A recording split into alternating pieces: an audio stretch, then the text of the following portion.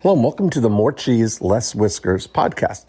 My name is Dean Jackson, and today we're talking with Martin Zvolensky from Switzerland. And Martin has an incredible story. He moved to Switzerland and through a series of events ended up starting a eco cleaning service in Switzerland. And we talked about the differentiation of doing something that provides an intangible benefit, and how to kind of get things started with that. So I think you are going to enjoy this episode, and here we go. Martin Zvolensky. Good morning, sir. Hello. Is that how I say your last name? Very good. It was very impressive. You are probably only one foreigner who can say it properly. Perfect. Well, welcome. Thank you. Where are you calling from? Well, I'm sitting in a car because I had an emergency from Switzerland. Okay. Near Zurich. Yeah. Perfect. Very nice. Well, I'm excited to spend some time with you and to hear what you're up to. I read a little bit about your business. So why don't you tell me the story, and then we can see what we can jump off on from there. Awesome. Thank you very much for allowing me to speak with you. I'm very honored. And to make a rather long story kind of a short one.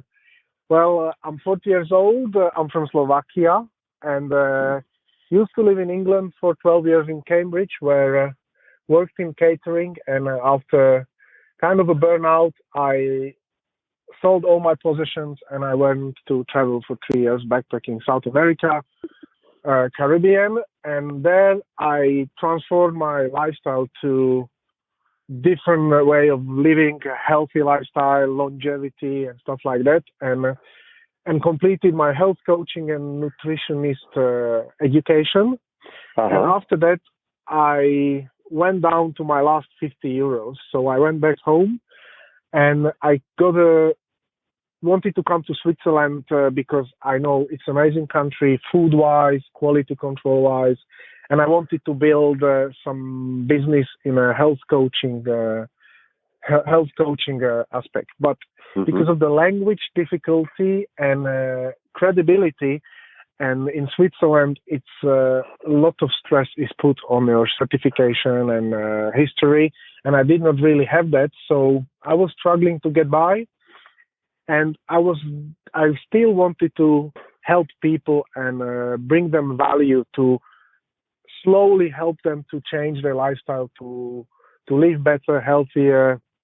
And I was researching the market, and I realized there is no cleaning company who does cleaning ecological, chemical-free way in an area where I lived, and even in a whole Switzerland. So I employed myself in a regular cleaning company to give some insight, because I knew nothing from Switzerland, no, basically about cleaning, just a general cleaning what guys know how to do.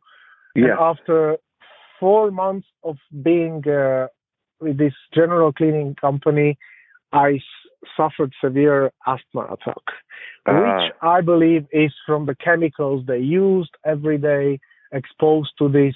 It's just anecdotal evidence, but I believe that that's one of the reasons. So my hypothesis got proven.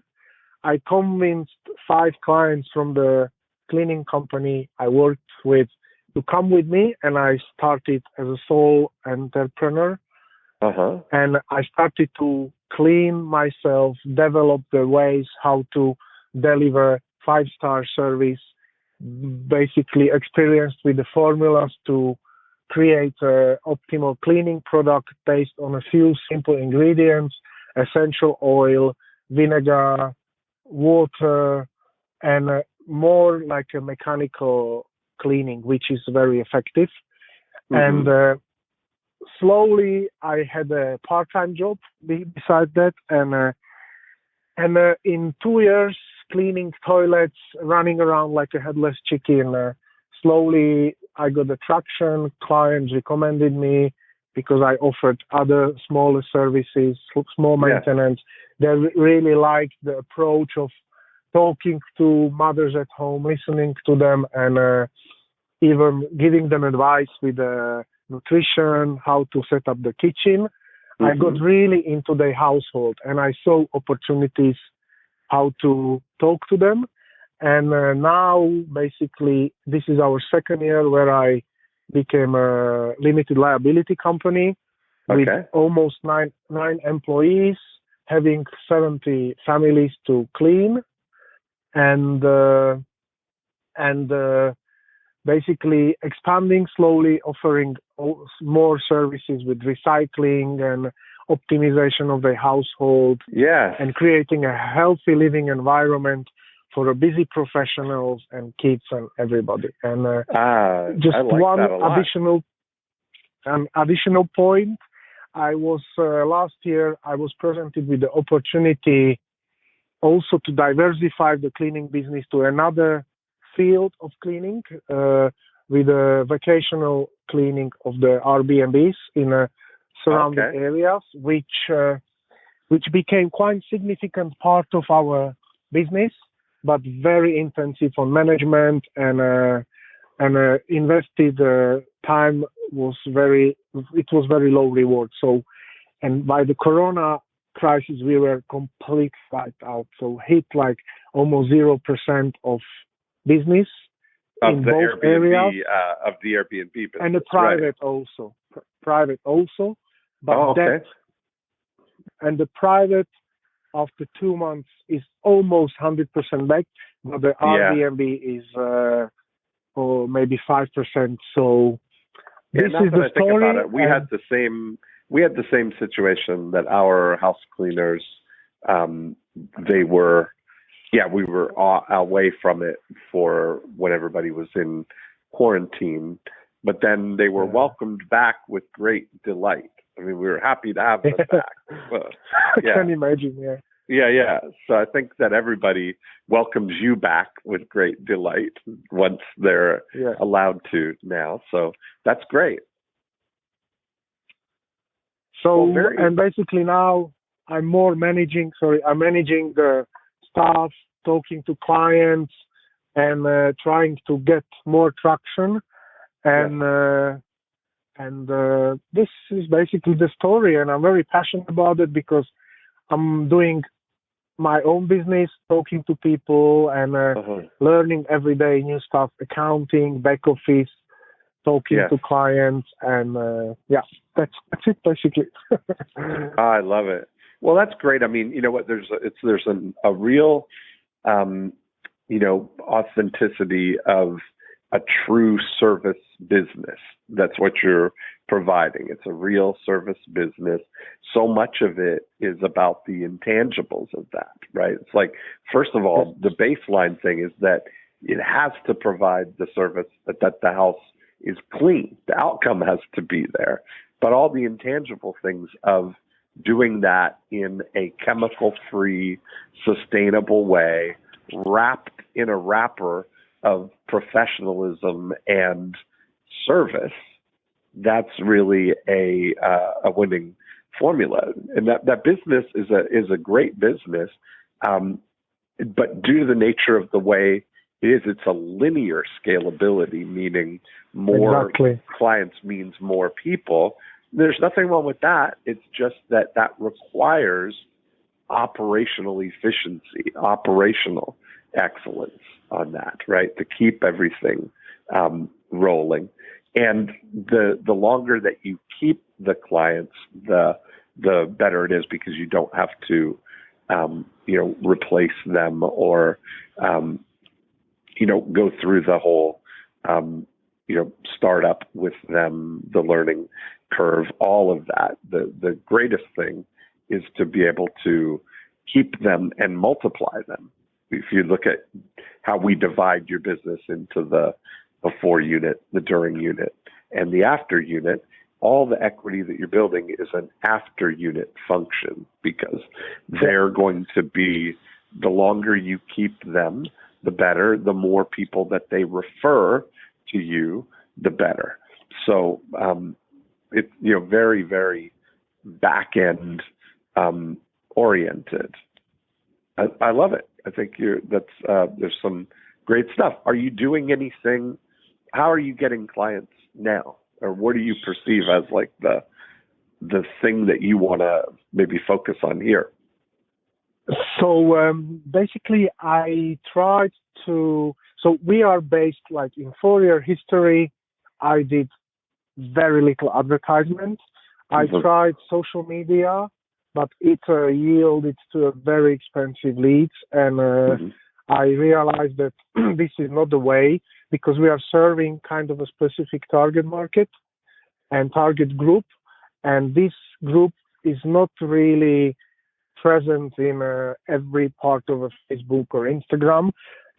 Until now, we grew organically by word of mouth and recommendations, and yes, and this is mostly based on mothers, but basically me building a very deep, almost friendly relationship with every member of the family, which is also a little bit of negative, because then they kind of always expect me to come and provide the service myself, but this is not scalable anymore. Well,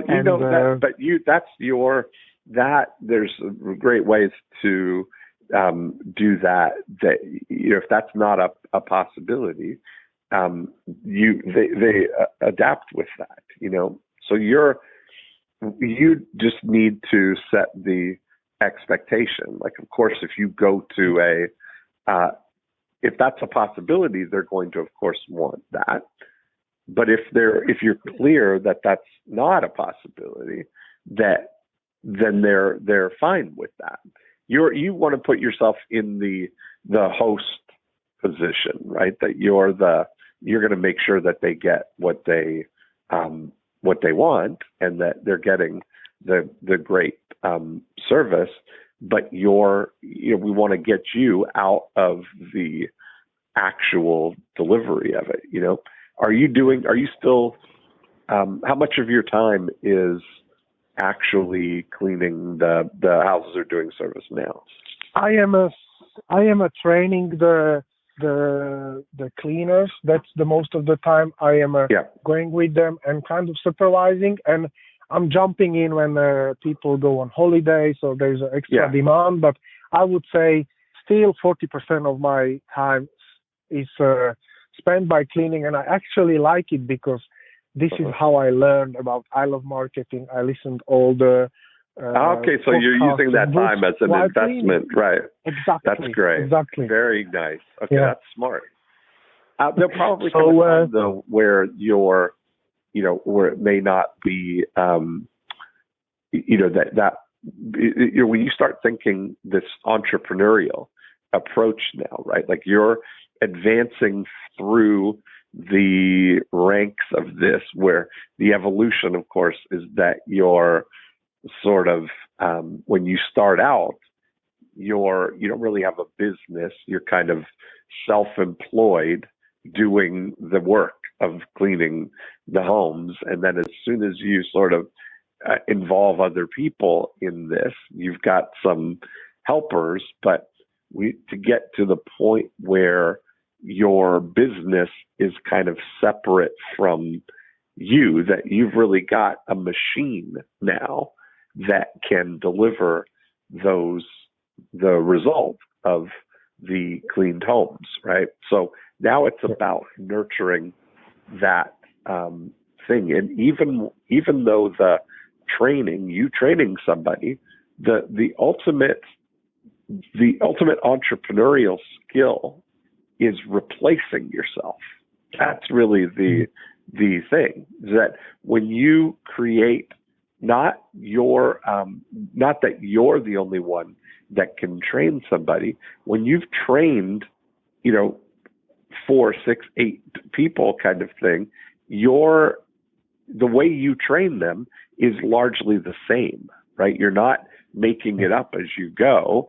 So the best thing for you to do is to document your training process and the things that are important that make your,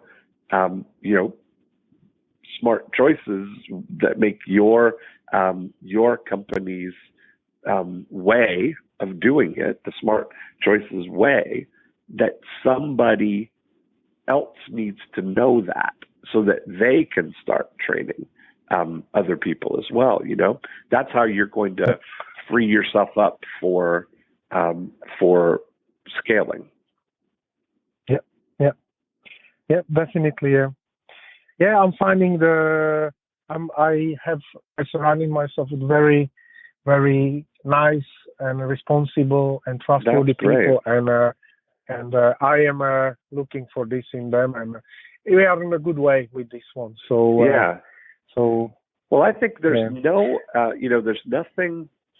The business that you're in is a noble, valuable business, right? And when you look at when you bring your desire for hospitality kind of into it, right? That's what it's really all about. And so I would recommend for you to read some of the great books or listen on audio books about some of the leaders in hospitality. Like I think about Izzy Sharp, who started the Four Seasons, and he wrote a book about building the Four Seasons, how it all started with one hotel and their commitment to service, commitment to the experience. And that's really starts with their commitment to the people that they hire, the people that they work with, that they instill in them this desire to serve, right? To be hospitable. And that really goes a long way. Another great one to read is Danny Myers, who's the restaurateur who started the Shake Shack, is one of the fast food ones that he started, but he's, as a restaurateur in New York, but Union Grill is main restaurant, but that idea that they have of bringing this, hospitality to it. Chip Conley is another one. He started a boutique hotel chain called Joie de Vivre, and now he's I think the director of client experience at Airbnb. And so that kind of thing where you're on the right track by providing a really on trend and future based kind of offering of chemical free and organic and eco friendly. All of that stuff is certainly great. And when you put it in a wrapper of really creating an amazing service business, there's no telling how high that could go. You really could create a movement around that. Yeah, that's the dream. When I go to bed, I think about it. So and to get back to your original question, that how we generate more new clients, that's the biggest hurdle for me at the moment, because these social media did not really work out well for me, and I in previous podcasts, as I remember, you mentioned somewhere that the best way, for example, could be to offer vouchers, but based on a let's say 50 francs, we have a currency in Switzerland, because it serves as a currency. Percentage discounts are not so good, but when there are money involved, it serves as a currency. But the 90% of our clients are clients who, in my opinion, would not need to use currency to recommend us, and Right. I'm afraid to offer them this to insult them. No, or no, no, no. You wouldn't want somebody to, the thing that you have, is that there are some people that this, with sensitive allergies, with, respiratory issues, with, sensitivities like that, that this is a godsend, that they would be looking for this. And all you need to say is, I would be leading with that in a way. Like when you look at it, that, when you talk about what percentage of the people that the clients that you have right now, what weight do they put on the fact that you are no chemicals and natural, eco-friendly? How much of it is that's the appeal of you, or versus, that's nice, but they do a good job of cleaning the house? Like, how much of it is just the utility of it, and how much of it is the method of how you get that utility? I would say that it's around 60 to 70% people are really going with us because of this approach. Okay. And so that's your differentiator, right? That you are chemical-free cleaning, and that is that's really a thing that is something you could lean into. So when you look at it, that I would be maybe first step looking to create awareness or alliances with who could be likely referral partners for you, right? I mean, people who could help get the word out about you. Like, if you were to think about allergists, or where do people who have sensitivities like this, who are they seeing about this? If these offices, the doctors, the allergy doctors, or the ear, nose, and throat doctors, or dermatologists, or however allergies and sensitivities manifest, right? Either through allergies or skin sensitivities. If they were aware that there is a service that offers a solution that would help, that would be a good place to have awareness, Yeah. And so I would start thinking about that kind of thing, and start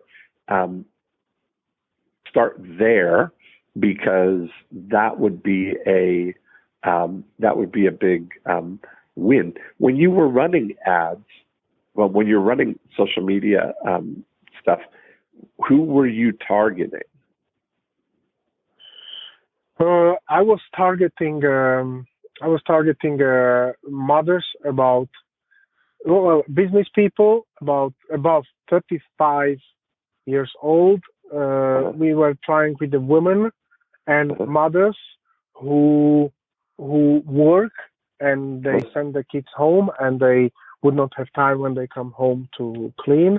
And then I also tried. What you were doing, I noticed that, so I'm gonna fast forward on that for you, because what I noticed when I went to your website was that you were leading with, you're looking like every other cleaning company, trying to convince me that I shouldn't be cleaning my own house, that there's better things to do with my time.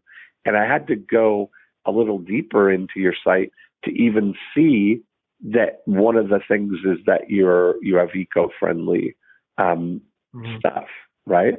And I wouldn't be leading with every other cleaner. That the argument that you're making for you should be making smarter choices with your time, that's what it feels like Smarter Choices is about. But it's not, when you move it into making smarter choices with your air quality, with your, surface quality, with the health of your home environment, that's a different. There's nobody else making that position, right? And in addition, of course, all those other things. It's not about trying to convince people that they should be having somebody else clean their home. I think it's that the people who are already having somebody clean their home, but then having problems because of it, right? Or wishing that there was a solution for that was more eco-friendly or sensitive, air quality. I think that would be that would attract the right people. Yeah, and that's a very good point. I need to look into that one in the website thing. And we are in a negotiation with we have a service in Switzerland that there's an advertising company who has basically a database of every child who is going to be born in Switzerland, and they deliver personally like a welcome package to a baby with all the little perks and materials with mummies will need and kids. And I'm trying to get into this box as a healthy solution, baby-friendly thing. And they really have also good data, so you can really target the areas where you want to be by this service. So yes, I like it. See, that's going in the right direction, Yeah, and for me, it was like, what do you think? How could I talk to my existing relationship? Because we have long-term relationship. Like at least once they could recommend us, or because when we usually get a new client, they are very satisfied. They write on a Facebook usually, because all these moms are in a certain groups on Facebook, and if one mom writes a small review or comment about us, immediately interest pops up, and we have like 3, 4, 5, 6 inquiries within a week, which is amazing. So I try to how to talk to these existing clients so they would recommend us. Mm-hmm. Well, you don't have to, like, part of the thing is you don't have to incentivize it, that often the incentive goes counter to actually what you're trying to do, that you don't want to put a bounty on somebody because then that feels like it's that they're, selling out their friend, when you realize that the real reward that they're going to get is the social equity of having solved their problem, right? Like, or helped them out and brought value to them. If they're saying, listen, Emma, they're talking about their daughter or whatever, that Emma's having a real problem with the, with asthma, or with, she's just got such chemical sensitivities we can't even, it's a problem. That person, if they're in that conversation with somebody that is your client, for them to be able to add value to them, to recommend you or to recommend the your services to them that's enough, right? That's the reward in itself. If they say, wow, I can't believe what a difference it makes, right? When since they started cleaning, Emma's having so much better time at home, So the incentive would be a good feeling, basically, yeah? Of the Absolutely. person who would recommend us. That's really why we refer in the first place. Yeah. Right? Because we are going to get the reward of the appreciation of our friends.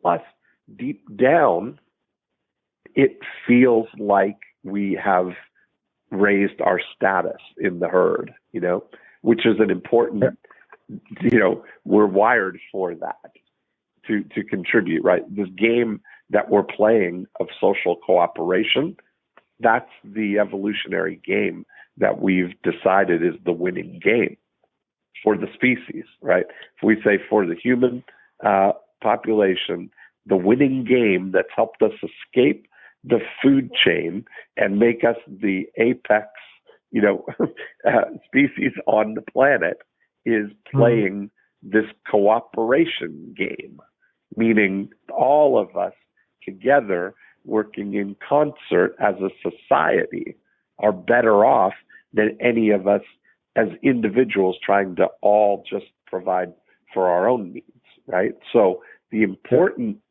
and inherent requirement of that is that we collectively focus on both accepting help from other people, having that as an advantage, but also contributing, right? So we take help from somebody who has other capabilities, but we contribute with our capabilities to the betterment of our society. Now, when we were first escaping the kind of, the hunter-gatherer kind of phase that we would gather, in groups of 150 people.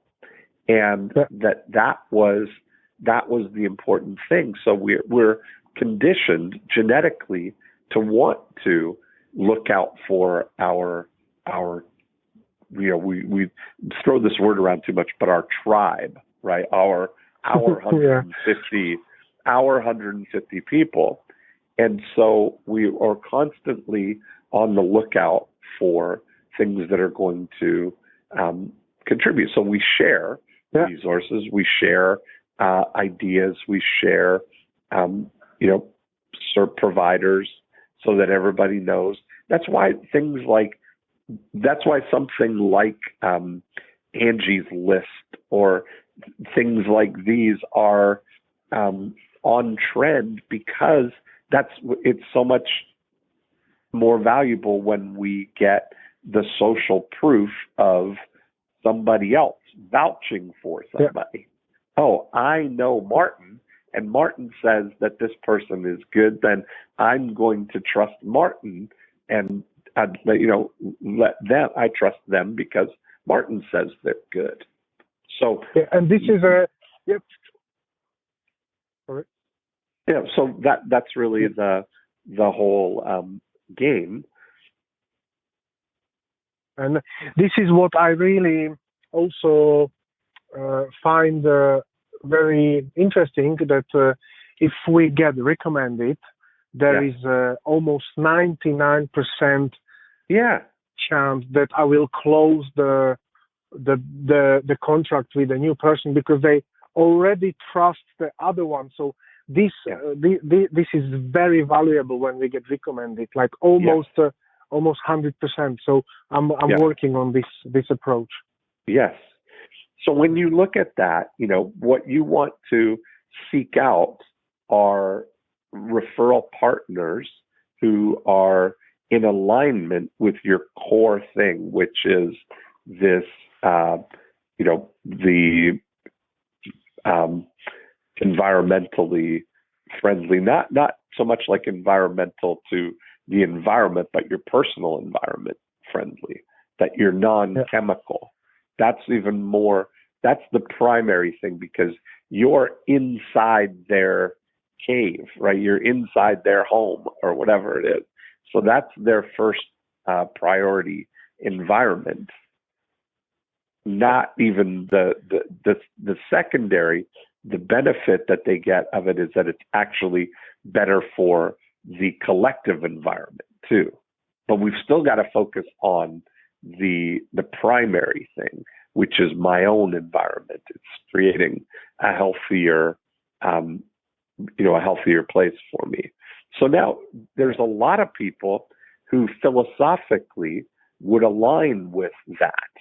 And so being collected or connected to those communities and being so that people are aware of what you do is going to be a big win. So I would start thinking down the path of who else are your clients already aligned with, or in a relationship with, or clients of, or customers of, or aligned with. When you look at, is it, somebody like people who have with an allergist, if that's a situation, anybody who's interested, who does air quality, like anybody who's got an air purifier in their house would be someone who's also, be most interested in, keeping their air pure. I have a client who has amazing air purifiers for both home and commercial uses. And when I was in Toronto, they sent over one of the air purifiers for my hotel room. And it would have a readout of what the actual particulate matter in the air is. And it would, keep it, in the 7-8 parts per million range of particulates in the air, which is, super like Arctic quality air.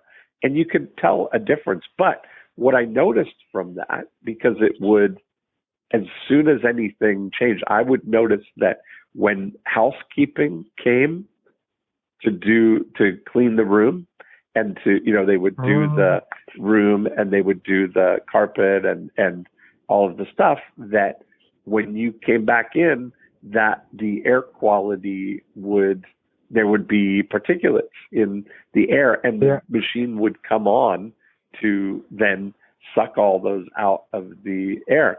And we would even notice that when, whenever, because I was there when it happened, and it's in the bathroom, when they sprayed this, you could immediately see the spike in the particulate, And it's an interesting thing, because if you can smell it, it's in the air, right? You breathe it in, Yeah. So I think that if you start to think about the as a value add for the people who do air quality testing, and people who have air purifiers, offices that are, if you start thinking about that, there's just been a lot of headlines now about all this disinfecting that offices are doing to keep their workers safe from COVID, are actually going to have detrimental effects because of the respiratory issues that's going to cause by exposure to the chemicals. Right. So that could be a whole nother line. I don't know enough to know, is there a natural disinfectant that, if you could. There is, but it would be like, also it's a tricky situation, because I cannot make a false claim which is not backed up with the scientific evidence. So we really have to be very careful with the wording and all these things. So but I understand totally. And with this air purifier, that's a very interesting concept, and I need to look into that and research the possibilities and partner up with some people, or.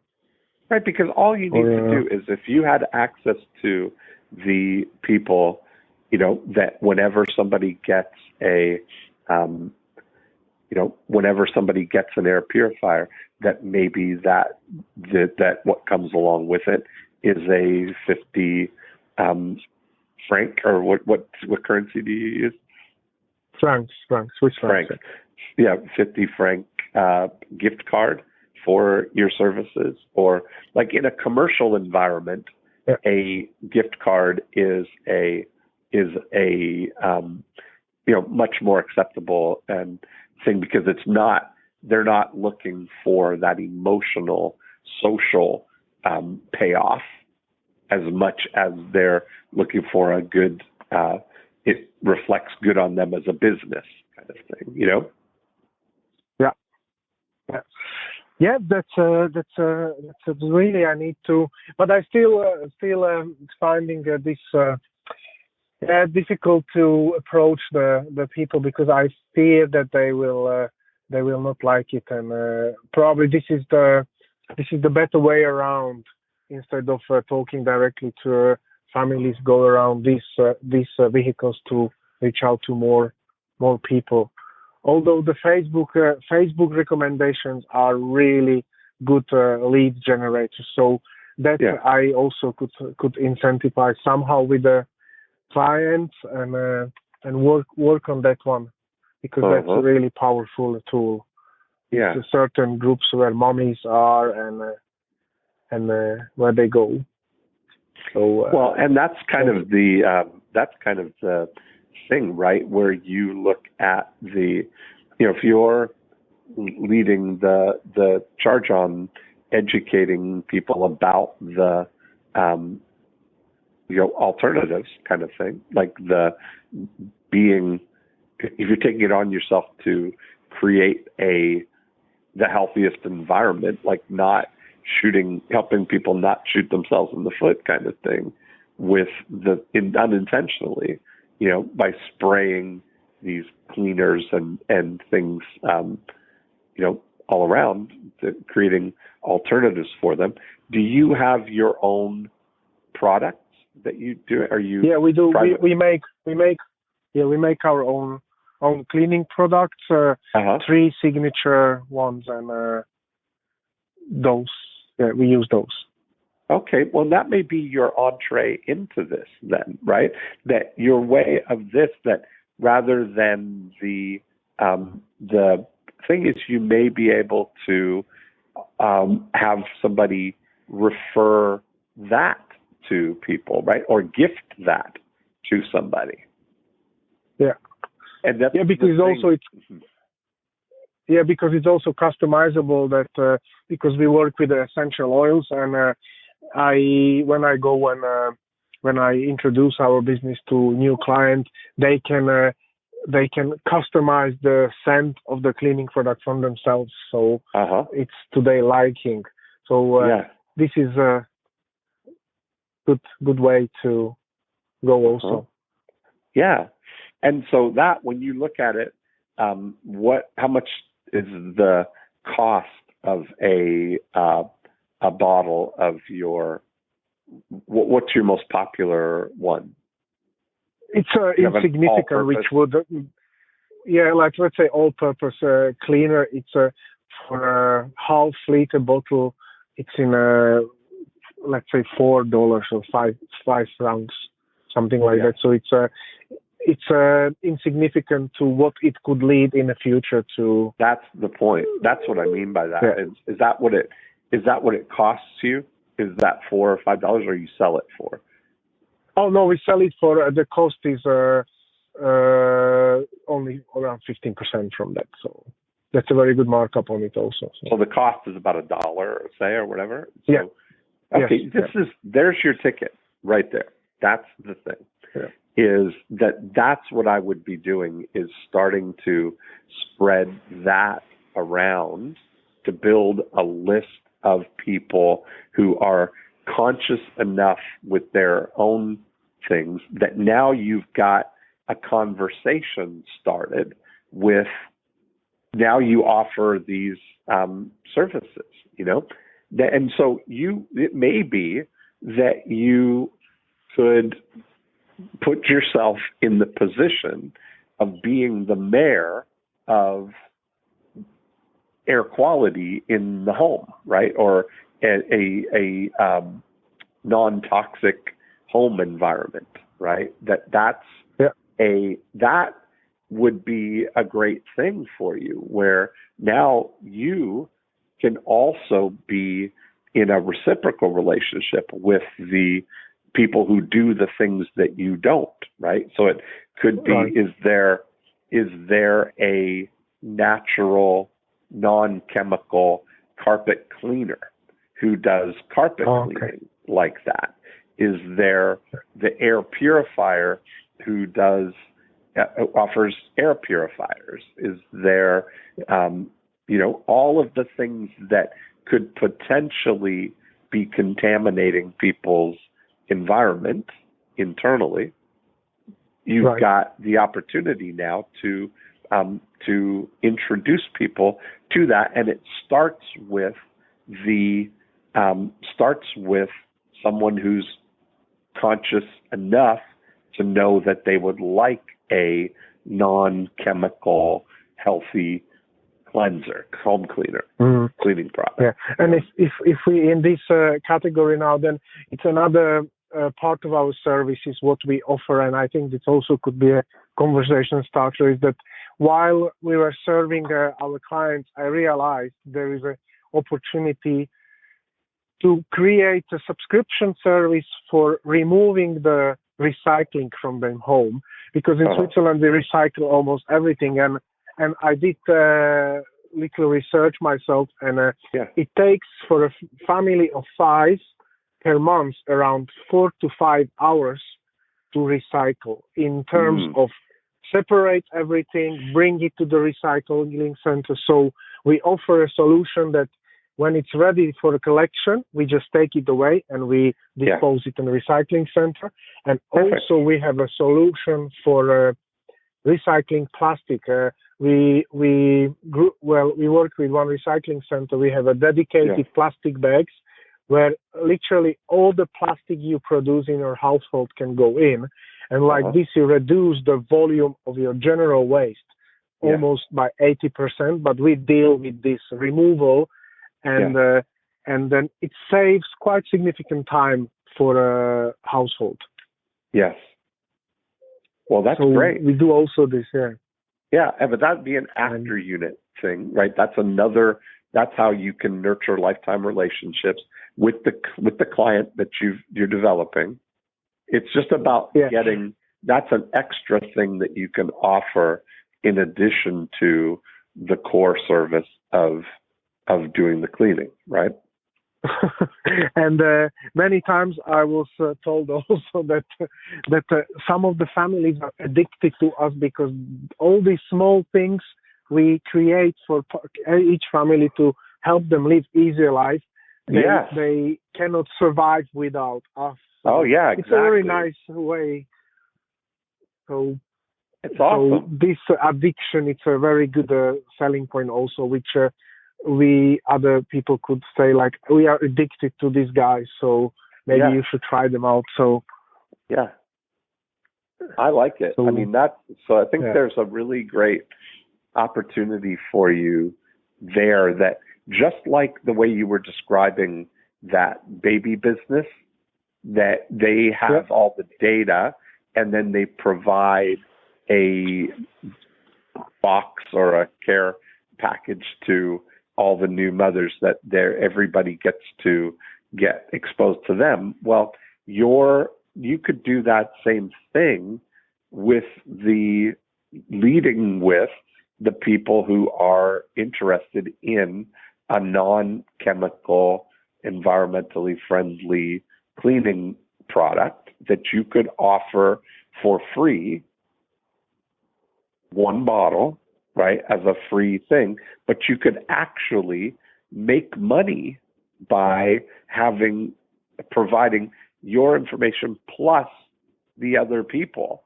who want to know that person, right? That somebody who's interested in the things is what I call that minimum viable commitment, right? It's the decision. It's one of the things, one of the pieces of content that would fit under the context of concerned about environmental toxins. That if they're, and so your service is one of the things that would fit under that umbrella. So it just matters that if you find the person who is interested in, and understands the value of, non-chemical cleaning products, that's the person who would love to now have somebody do the cleaning with these non-chemical products. Yes. Yeah. It's definitely helpful, these things. Yeah. So and how is your experience with the cleaning in back in US or where your area you right live? So do you have any solutions of this? Well, we have we have great we have a little team of people that come each week, and on Wednesdays they come and clean everything.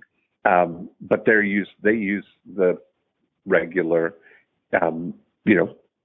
cleaning stuff. I can, because you can tell definitely when you walk back in the house after the house has been cleaned. It smells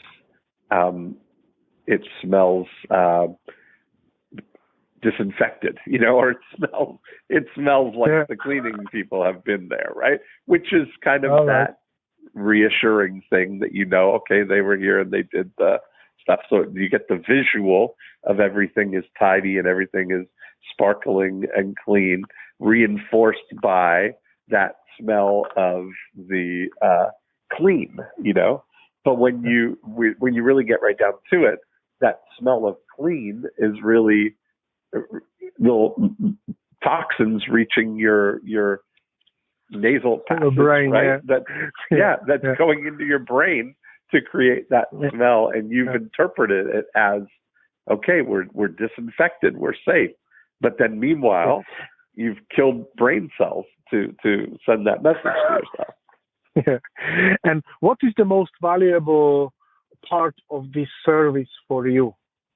For me, it's the time, right? And I'm saying I agree with it I'm already sold on that. And I think that when you look at it, it's not that your job is to convince people that they need to have house cleaners, a service cleaning their home, and that you should choose one without the that does the chemical thing, non-chemical, environmental friendly things.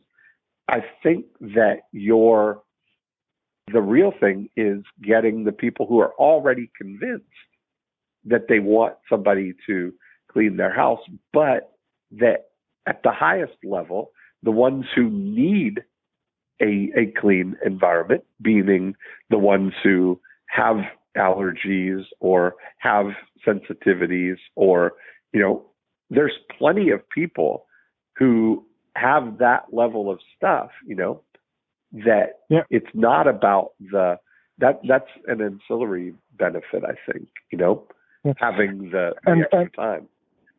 And also, it's from the other side is that also when I look for people who would want to be a cleaner, this is a very good point that when I talk to them, when I do the interview, they are more likely to come to work with us because you are not exposed to these harsh chemicals during your shift, and that plays very significant role also in recruiting. So I get it. So it plays a role in each aspect of the thing, and we are for sure recession-proof, but not epidemic-proof business as a cleaning. That's what I learned now. Right. Yeah. So that, but I think that's I think that's a big piece, being able to get in front of the people who it's already a higher stakes thing. Like for some people, they don't really care so much that it's non-chemical, and they may think that the environmentally friendly ones are not really doing the job as well as the chemical ones do, or it's not really disinfecting.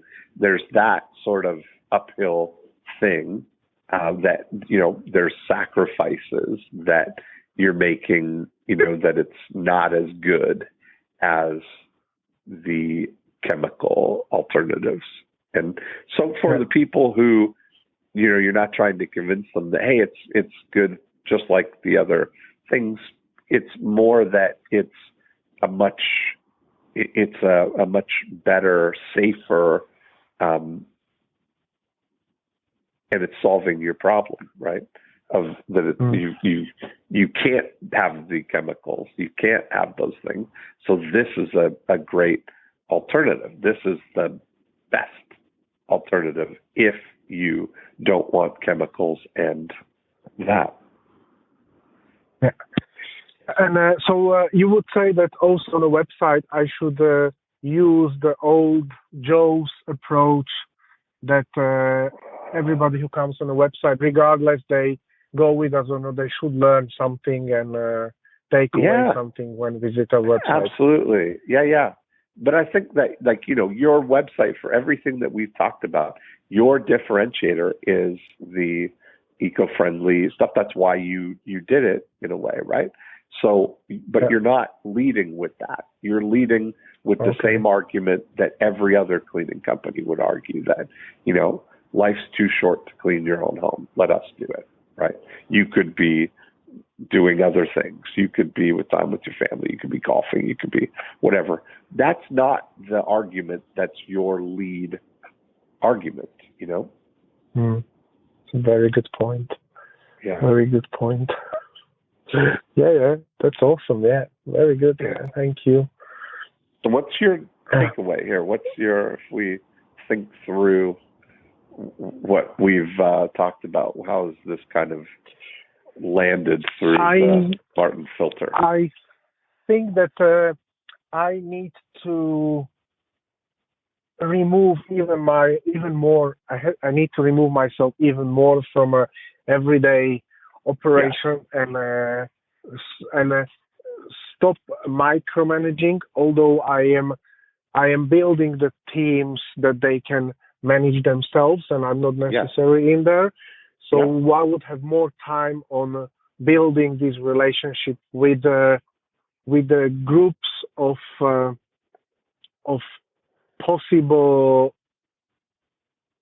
the organizations or group of people who could recommend us based on our approach or our philosophy. So, as you said, maybe pediatricians or organic shops who sell chemical-free stuff and things like that. So, put more energy towards building relationships with us, where we could leave probably flyers or just leave them a QR code they can scan when they pay that we clean chemical free. Have a look on our website, and they can come like this to us. So we also clean couple of dental offices. So maybe I will talk to the managers there that we could leave little QR code that everybody who comes in can scan it, and who knows where it takes us, from there. Perfect. That's exactly it. So you just need to get those words right, like get it that it's clear that you are a non-chemical house cleaners. That's really a great thing for the people who are looking for it. Definitely, yeah. So it was valuable, always love to listen to everything you have to say. And that's awesome. Well, it'll be great now for you to listen to it, because you'll hear it differently than you heard it this time. I'm a little bit scared, to be honest, when you hear yourself. It always no, I know, weird, but I think what happens is when you do a situation like this, that, we're, you probably only heard 80% of what I was actually saying, because what always happens is you hear something that sends your mind off into a tangent where you're thinking that's registering what that's fitting, like working in background. So you end up, there'll be another layer of depth to it when you hear it back. So that's exciting. Yeah. Awesome. Well, that was enjoyable. Thank you very much. Absolute pleasure. And keep enjoy well your evening over there in Switzerland, the happiest, will do, yeah. the best place in the world to live. Have you ever been here? I have not. I want to go, but I know, I spend a lot of time in Toronto, and I grew up in Toronto, and it's always, neck and neck that Toronto and Geneva are always among the top places in the world to live. Yeah. So I've always definitely been attracted have to come. Switzerland for sure. It's a bubble in the middle of the Europe, that's for sure. Yeah. Awesome. Good. Thank you very much. Have a lovely rest of your day, and keep well. And thank you, Martin. Much. Okay, I'll talk to you soon. Okay, bye. Bye. And there we have it. Another great episode. Thanks for listening in. If you want to continue the conversation, we'll go deeper in how the 8 profit activators can apply to your business. 2 things you can do. Right now, you can go to morecheeselesswhiskers.com and you can download a copy of the More Cheese, Less Whiskers book. And you can listen to the back episodes, of course, if you're just listening here on iTunes. Secondly, the thing that we talk about in applying all of the 8 profit activators are part of the breakthrough DNA process. And you can download a book and a scorecard and watch a video all about the 8 profit activators at breakthroughdna.com. And that's a great place to start the journey in applying this scientific approach to growing your business. That's really the way we think about Breakthrough DNA, as an operating system that you can overlay on your existing business and immediately look for insights there. So that's it for this week. Have a great week, and we will be back next time with another episode of More Cheese, Less Whiskers.